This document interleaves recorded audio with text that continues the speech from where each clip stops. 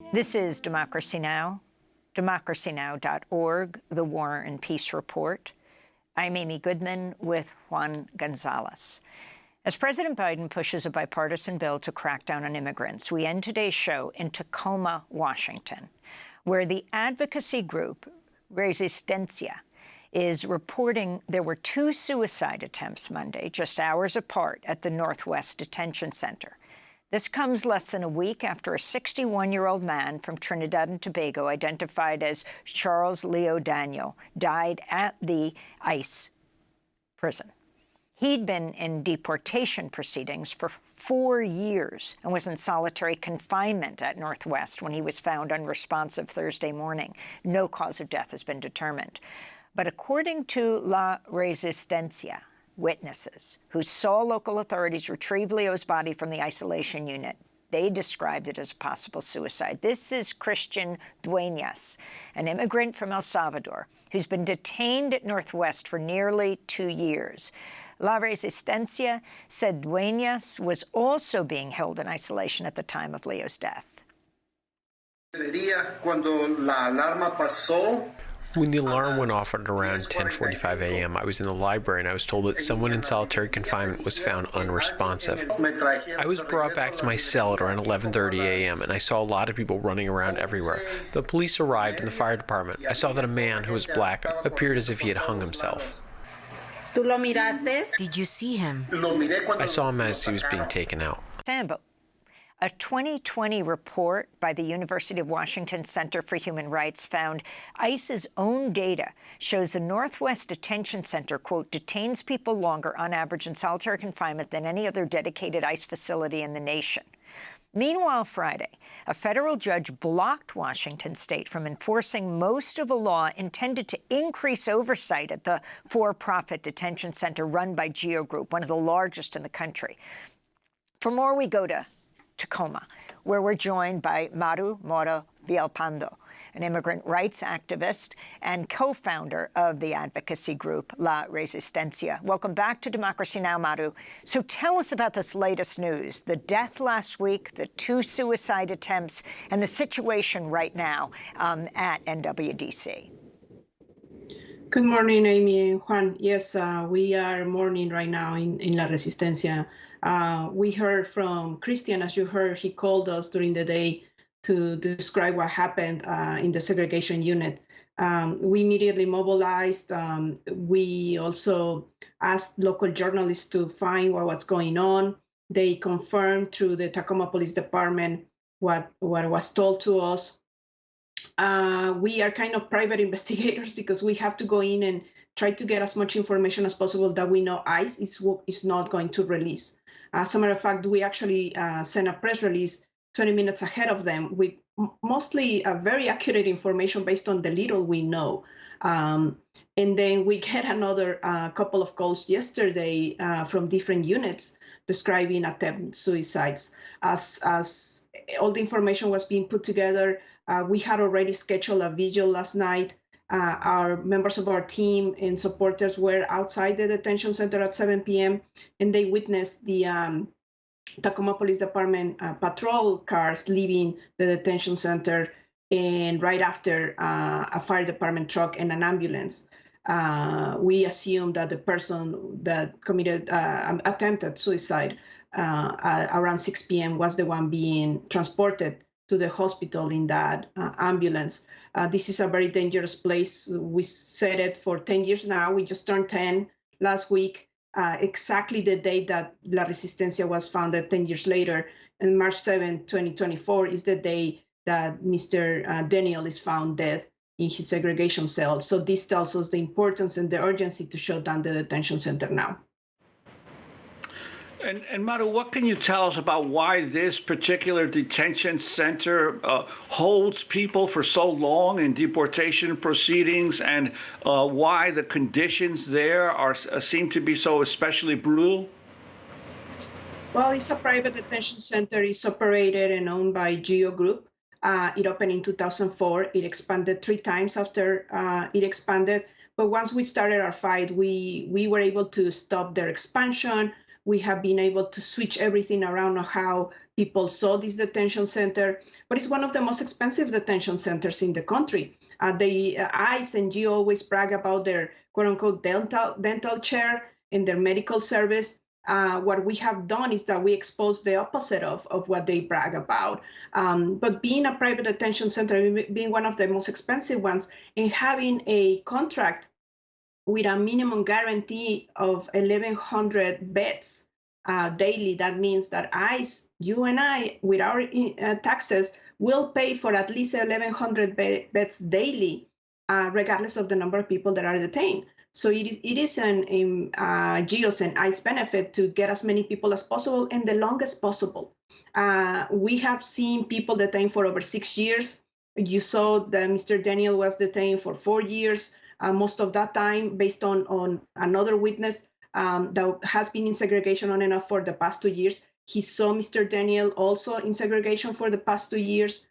We have way too many instances of people being detained in segregation, either because they have mental illnesses, either because they are asking for quote unquote protection, or basically because people are organizing and speaking up. That's the case of Christian Dueñas. He was placed in segregation because he has been speaking to us. And since November of last year, when we finished the year with a hunger strike of 52 days straight, we noticed an increase of retaliation against those that speak to us while in detention.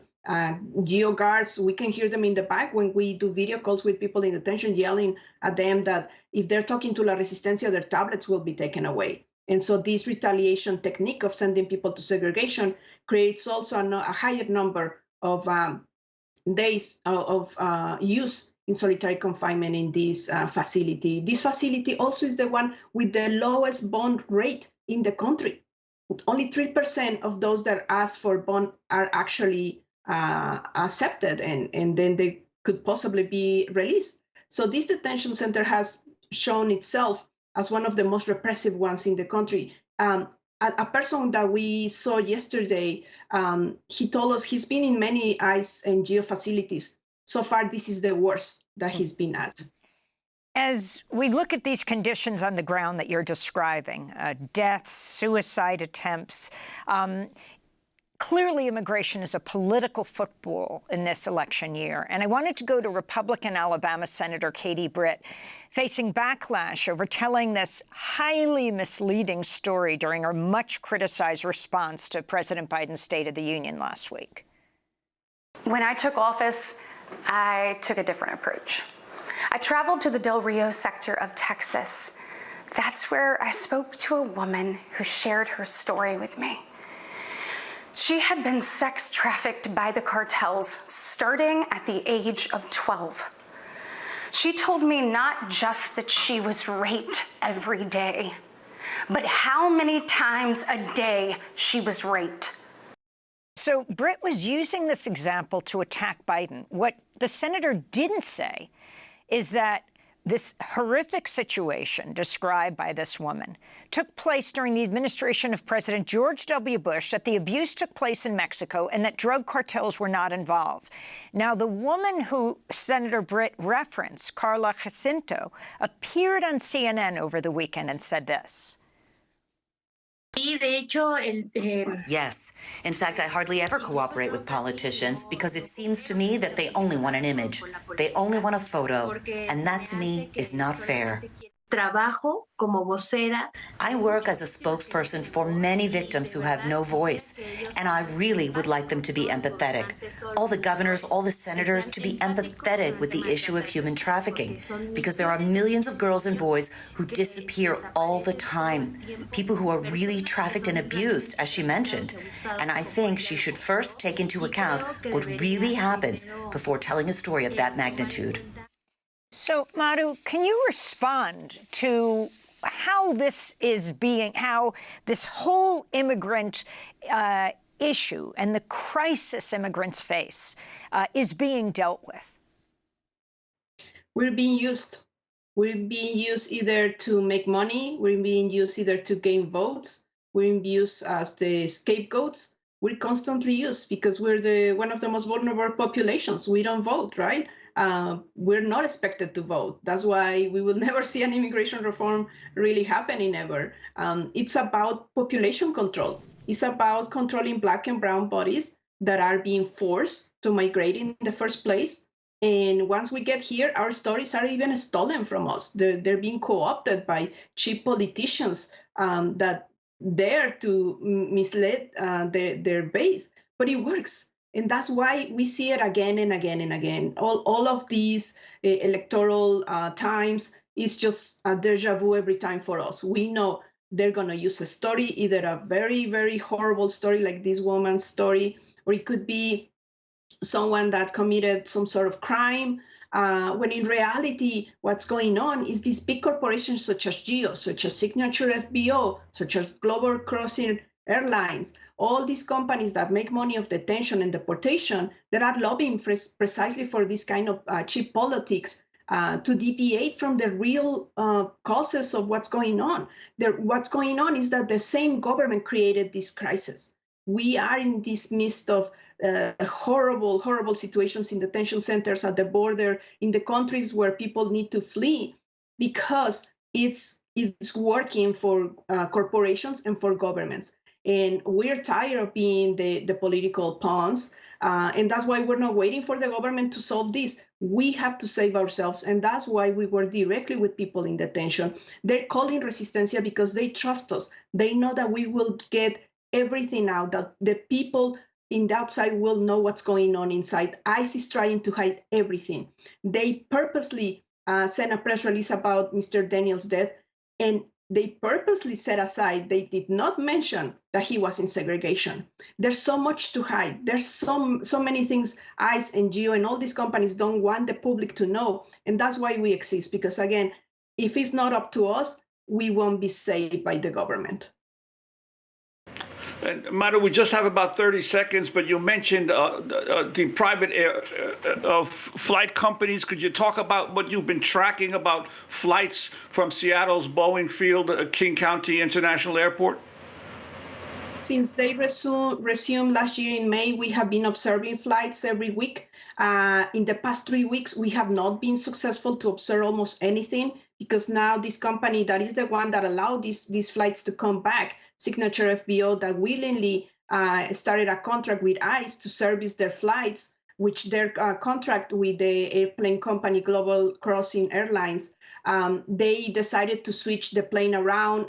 We are not able to see anymore. They're blocking our view. GEO buses are blocking our view. They don't want us to see people being handcuffed and being put in the planes. Maru, Villalpando, we have to leave it there. We want to thank you so much for being with us with the group La Resistencia.